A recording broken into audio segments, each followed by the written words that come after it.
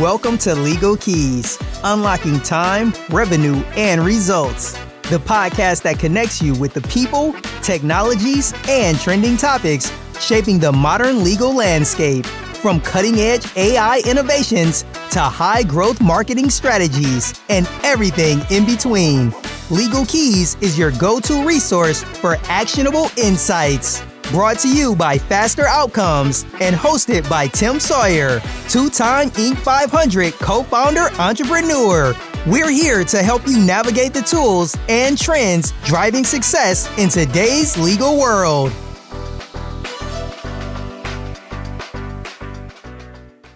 Hello, welcome to Legal Keys, brought to you by Faster Outcomes. Faster Outcomes is the ultimate AI-powered legal intelligence platform for lawyers and law firms of all shapes and sizes. And speaking of lawyers, we have a good one today. I know you're going to enjoy our guest. I'm your host, Tim Sawyer. And as always, we encourage you to like and share. If your first time joining us, we appreciate it. And if you've been with us for a while, we appreciate your continued support. So with that said, drum roll, please. Our guest is Carlos Arce, a seasoned healthcare attorney and business strategist with the Florida healthcare law firm.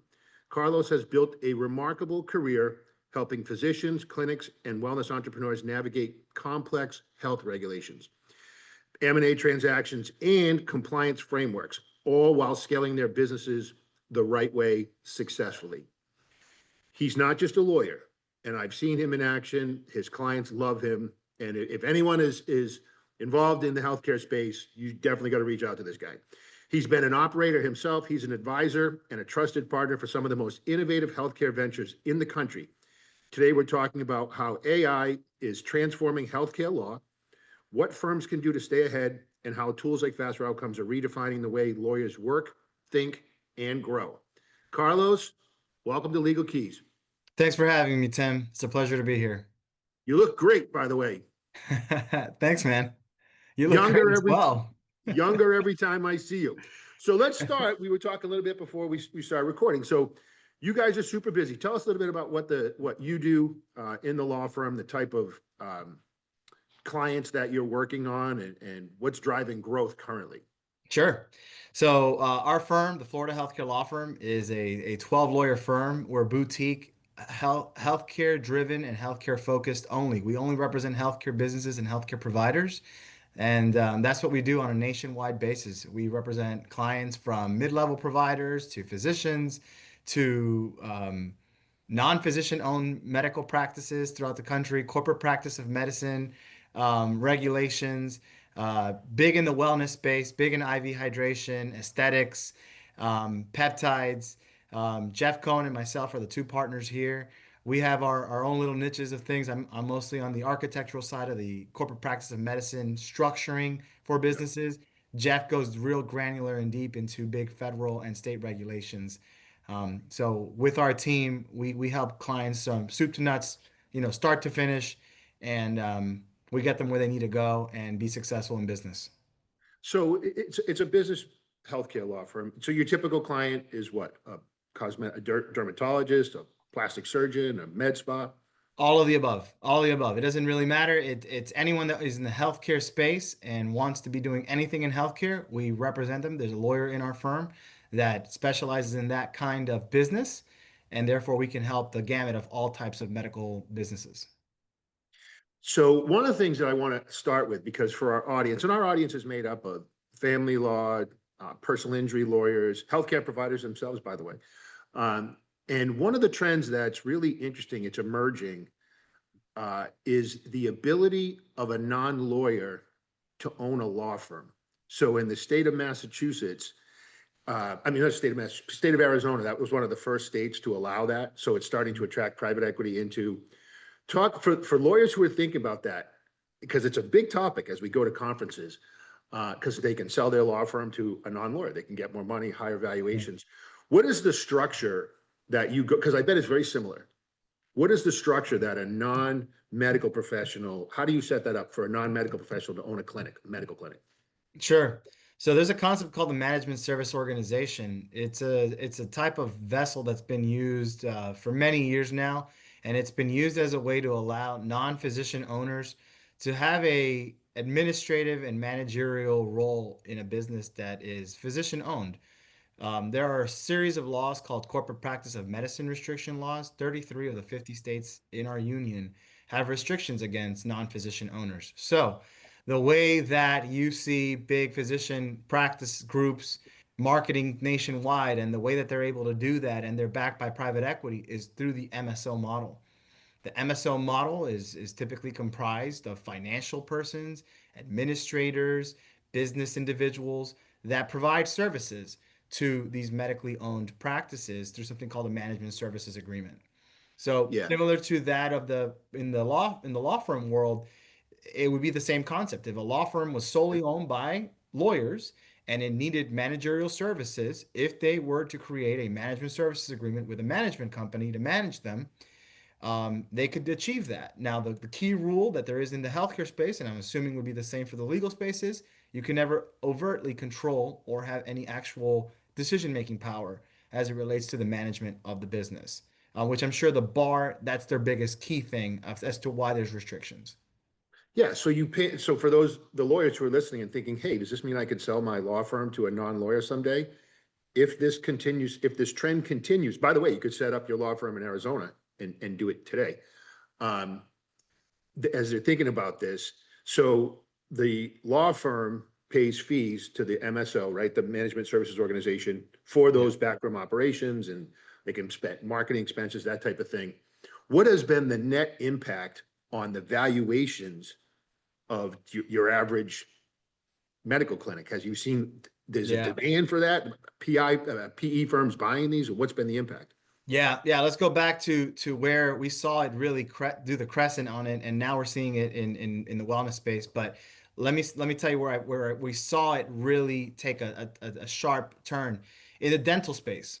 So there's a corporate practice of dental restriction throughout the United States. It's for the most part, no state really allows dental practices to be owned by non-dentists. Yep, So how did management people, how did private equity do this? They created these things called DSOs, dental service organizations. Same exact concept of an MSO, yep, just change the word out for dental. What does that do? What we've seen is that groups that are backed by a DSO, they're the groups that you're seeing nationwide that are providing these corporate practice, these corporate offices that allow for a very structured, rigid framework and allow for a patient to have that continuity of care wherever they got to go. Like let's say you go to ABC Dental and there's one in Fort Lauderdale and then there's one in Boca Raton. I can go back and forth between both because they're all owned by this big conglomerate. And yeah, some people want that. They want that structure of the formality of having something that they can jump back and forth in. got it. We're seeing that in the wellness space. How are we seeing it? A lot of the mom and pop shops, IV hydration, aesthetic businesses, they're all physician and mid-level run. A lot of these people, they're very busy working in the business and not on the business. They Yep, miss the key component, which is actually knowing how to run a business. They don't because they're providers. They're there to help patients feel better and to look better and to get their medical needs met. But they leave the business needs last, and it's not on purpose. It's just because that's not their training. So, where are we seeing it? We're seeing MSOs coming in, helping those kind of providers, putting them together, and helping them with these administrative services to make them successful. smart. And what you're describing is, so if you look at kind of a bell curve of law firms, right, particularly in personal and family law too, um, it's 2 to 3 people. 5, would be a larger one. Now you've got larger firms, but the bell curve at the top would show you got 3 to 5 people, a couple lawyers, a paralegal, maybe a front office person. Um, and it sounds like this, I'm sure they have to be some type of size to make the economics work, but it seems like it's going to have a meaningful impact. Imagine if all of a sudden lawyers could sell their practice to a non-lawyer, and to your point, have a large private equity group go, okay, we're going to buy 40 of them, and then we're going to put the same operational infrastructure across all of them. It's cool. And what's funny is lawyers, I spent a lot of time at conferences with lawyers, and they're talking about this as if, because to them, it is a very foreign concept. It's what? You crazy? But you've been in that world in Yeah. the medical space now for 10, 8, 10 years. I don't know how long they've been doing it. Yeah, as an attorney, 10 years, but as a business executive, I grew up in the healthcare space. My family I have physicians in my family that own primary care practices. So I grew up at age of 14. I was in a medical practice, filing medical records because that was just the trade of the family. So I've been seeing the involvement of non-physician owners involved with physicians since I was a young kid. And I can tell you, I saw my family take their one office location to 18 offices, sell to private equity for 220 million plus. Wow. Company ended up being the platform to go public for a company that went public in the late 2020s. And it's incredible to see when you decide to focus on what you know and to admit what you don't know, that's when you become successful. And incorporate the people that actually know the things that you don't, you become unstoppable. And that's what I've seen in healthcare, and I hope lawyers are listening to this because it could change your practice. They are, and it's funny because whether they sell or not, that's a really good concept to focus on. Do the things that you're really good at Yeah, and try to offload the things that are brain damage. It's not particularly a core skill for you. And so many, this, so many small business people, they wear so many hats that's that right. they're literally doing everything. So great conversation. You're gonna be in the middle of this thing because all my lawyer friends are gonna say, hey, can I talk to Carlos about that? Because it's coming. If they've done it in Yeah. one state, that's the model. Private equity will drive it, and it'll be a really interesting transition for legal. And I appreciate you having the conversation for my friends who are new to that. Next thing I want to talk about, really cool. You're working on an AI project. Yep. First of all, you consider yourself somewhat of a technical guy when it comes to business. Where do you get the technical chops from, or even the technical interest? Because you don't see that a Well, lot. Well, Tim, it's a funny story, but prior to being a lawyer, I was actually in the music business. I was a DJ and I was a music producer. So I've been very tech savvy from an early age. I was generating music on computers at a young teenage age, which led me to being very tech savvy and always using technology as a way to move forward. In college, I was the guy that was taking any course that had to do with a computerized type anything. I was doing that. Yeah, I've always found that technology is a tool to help you be better and not something that should supplement what you have in your brain. So the way I see it is use it as a friend. Don't make it a challenge. Um, so I've always been open to tech. I've always been open to seeing innovation. Never been against it. I use AI in my practice. We're working with faster outcomes to make that process better and to take us to the next level. I'm probably like the tech guy in our firm that's leading the charge on that. So we've seen the benefit to our clients. We have clients that are around the country that need things quick. They need it fast and they want yeah, things at lightning speed and they want lawyers like us to validate data quickly. So we have clients that send us things that they've used AI agents for. We use AI agents when needed, right? We get the clients to consent to that and we do it. yeah. And it helps them get a result and it helps us provide efficient services in a quick manner. And so I have two questions around that. So one is, how did your journey start with AI? What was the first thing you did? Was it ChatGPT and you started Yeah, looking at recipes? Like, yeah, what were you doing? Because you're a curious guy, right? So yeah. So, I mean, I've always been big Google SEO kind of person. I've known about yeah, SEO for a long time. Like you said in the beginning, I've run medical practices and MSOs in the past from the medical side. So I knew that in order to get patient exposure, there's very strict marketing laws as it relates to yeah, patient generation. So I knew that getting on in the web, getting on social media was the way to attract patient intake. So yeah, with that being said, being I would say that my first AI experience, I'm gonna say it's probably training in law school. LexisNexis and Westlaw, those types of programs, the Boolean searching, I think those are the grandfathers of AI, right? It's where you yeah, would put in data, it would generate leads, and then you could go and sort through the information. Now, what has AI done, right? The Chat GPTs of the world, the Jaspers, all, faster outcomes. You yeah. guys have actually perfected that concept. and allowed someone like me or someone that's a lawyer to be able to input the data and say, spit out what I need. And that's kind of my journey with it. I've always had it functional in my practice. I'm now we're calling it AI, but I think it's been around for years. It has. What's funny, I was thinking about the way some people talk about AI, because that's how I frame the question. And it's like, tell me about your first kiss. Oh, my first experience with AI. It's been around now long enough that it's a little nostalgic for some people. They're like, oh, I tried it. I couldn't believe what happened.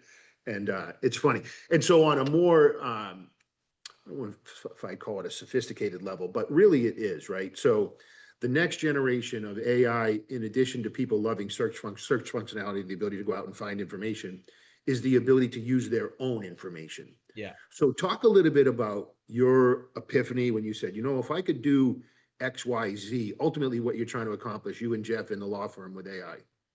Yeah. So we've always had the concern, Jeff has been a board certified healthcare lawyer for 39 years. I've been in practice for about 10. So we come from a different, complete train of thought, school of thought.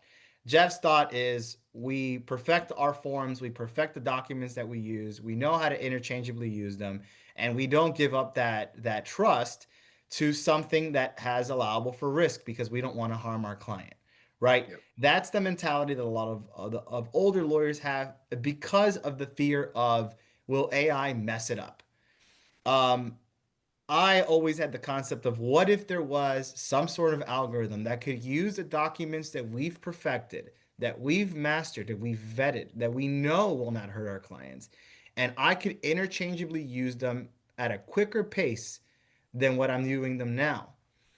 um, that's what faster outcomes has done for me. It's make my dream a reality, which has been, can I use a computer to help me tweak things into a form, into a document that benefits my client at a faster speed than me having to go and type word for word. Now, I can type pretty quick, but I'm telling you, AI will beat me all day.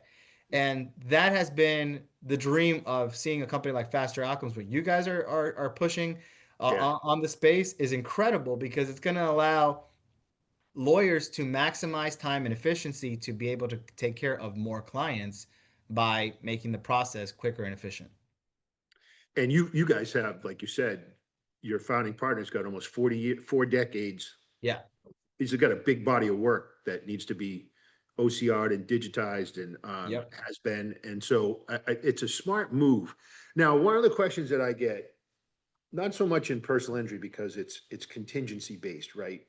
But the most debated, hotly debated topic when it comes to AI, whether it's in business law like you, or even family law at some level, is the disruption in the billable hour. Yeah. How are you guys processing that, right? Well, it used to take me 10 hours. Now it takes one. I lost 9 hours. That's the Yeah. most talked about thing that all over the country right now. What's your Yeah. take on that? Yeah. My take is that most bars throughout the country allow something called value-based billing. Yeah. Value-based billing is when you're able to grab a project, you tell a client, listen, it's going to be X dollars fixed price to do the services that I'm going to include in this list. Do you agree? Client agrees, you get the work done. Now, that is where years of experience, the years of your brain doing something so repetitively comes into play.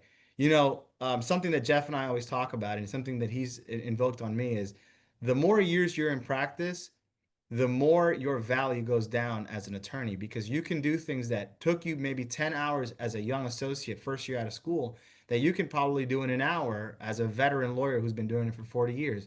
Why? Right. Because repetition makes you an expert. Now, Right. what if you could capture the value of what you're doing to a client, pass it on, right, at a reasonable rate? I'm not saying let's inflate numbers here. I'm just saying pass on what's fair. What is fair, right? Fair market value for the service. If the client agrees and they're happy, and you agree and you're happy, and you tell them we're going to do it through our measures, but we're going to Yep. validate and make sure that it's proper, and the client pays for it, there shouldn't be an issue. See, the bar has said, most of the bars have said that as long as the lawyer is reviewing the data and the lawyer is verifying and the lawyer is using their intellect to make sure that the thing is done correctly, The billing part is, of course, you cannot bill a client something that takes you 30 seconds, bill them 3 hours. Well, that would be wrong. That would be fraud. That would be, not sit well with anyone. No one is saying to do that. That's criminal. But if you can have a client agree and say, you know what, I'm going to take your expertise, I want to take your guidance, and I want to pay you X amount of dollars for it, there's no issue with that because you're not overcharging. You're just You charging know what what you agreed with the client. not to interrupt you, but what I love about what you just said is you say, and I mean this, and when I say I talk to lawyers about this all the time, all the freaking time. And what you just said with the level of confidence that you have, like, why would they care how long it takes? I'm giving them exactly what they want at a reasonable price. It seems to me like it's not, I don't want to be disrespectful to my friends who are lawyers, but it seems to me it's not that difficult, right? So what's in your mind, Carlos? Because again, I talk to a lot, it's rare when I talk to a law firm that's like, yeah, we totally get it. We're fine with that. It's, well, how does that work with, you know, billable hours? And I'm not sure I'm ready for that. Is it because they're not sure how to frame that to the consumer? Is it the consumer's not ready? Like, what's breaking down in that process? I'm gonna for a second, talk down to the people in my profession. The issue we've had, and I've had to learn this too, is we're so afraid of talking about money. We're so afraid to talk with clients frankly and demystifying the billing of what it takes to do things. If you can get over that and you can decide and say, this is what things cost, this is what I'm going to communicate to a client, and be upfront.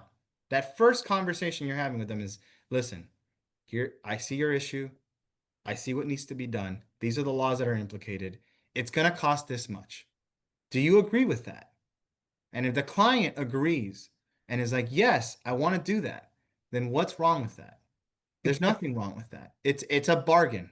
It's a bargain. We are service providers. Yeah. It's like when I go to the doctor and they say it's $120 for an office visit.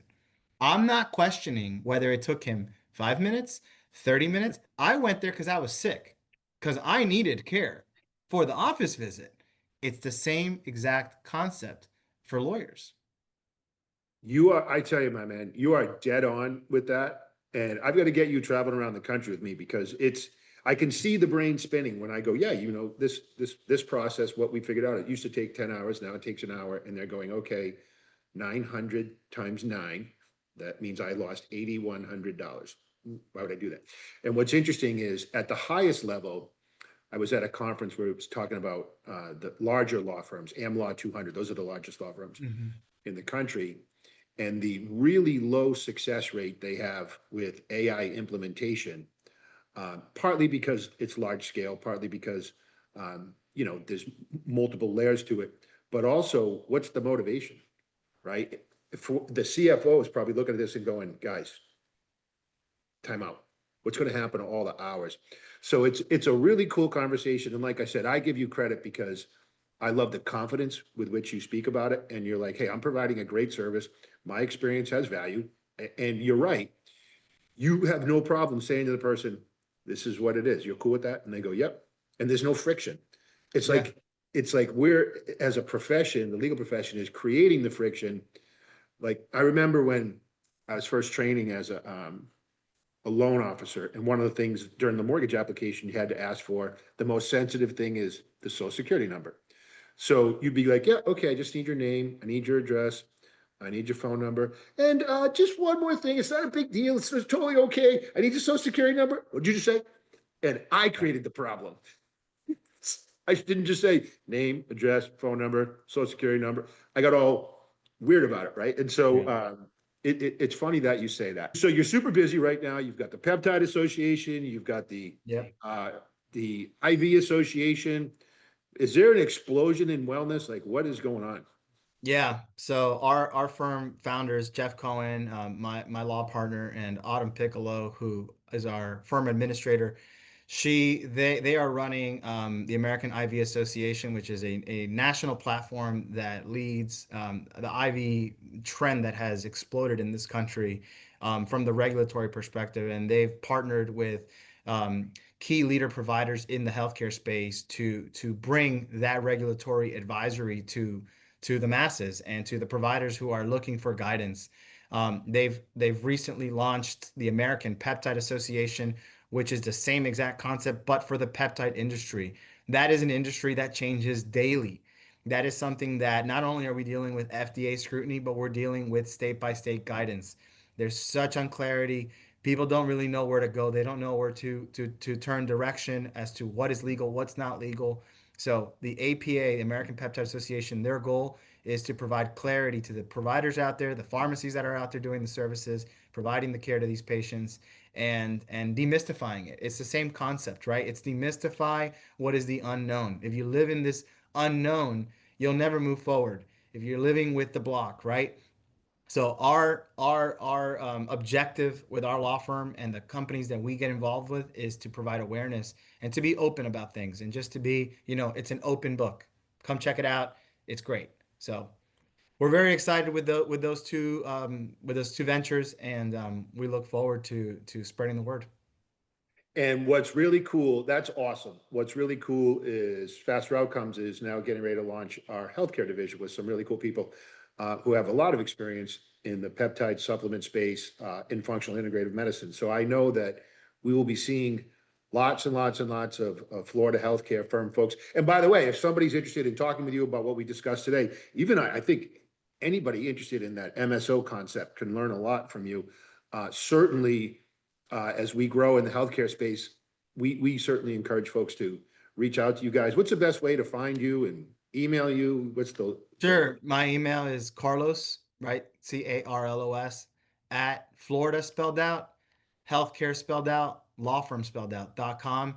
Follow me on socials, Mr. Arce, ARCE Esquire. I'm on Instagram, and I'm always posting material and posting things on LinkedIn. I'm posting weekly about trends in the healthcare space and things that are happening. And you'll see my firm's posts there linked on the bios. We are providing data daily. We put out information on the regular. Why? Because we have no need to mystify it. We want to share the information with everyone and let everyone have the information at their fingertips, just like what AI is doing. And I think that the minute you stop counting and the minute you just start governing yourself from a how much value can I deliver in every interaction is the minute that things open up for you and they become amazing. You're amazing. Let me just say that. Thanks, I Tim. honestly, man, this was a really cool conversation. I appreciate your honesty, and that's what I love about podcasting is that I always try to find that nugget of truth, that universal truth. And in this case, there's a lot of unlocks that you've mentioned, right? And I think part of it is if you operate from a place of faith and not fear, Yeah. in confidence, then you're probably going to be in a much better position, right? First of all, if you believe in yourself, then all things are possible. So absolutely amazing, Carlos. I appreciate you taking the time today. Want to thank our listeners for joining us. Always appreciative. Like I said, like and share Legal Keys. We're grateful for you. Brought to you by Faster Outcomes, the ultimate legal intelligence platform for lawyers and law firms of all shapes and sizes. And you can visit us at fasteroutcomes.com. Carlos, can't wait to get this released and out in the community. Hope to see you on the trail again soon. And thank you, my friend. Everybody, have a great week. Thanks, Tim. Thanks for having me.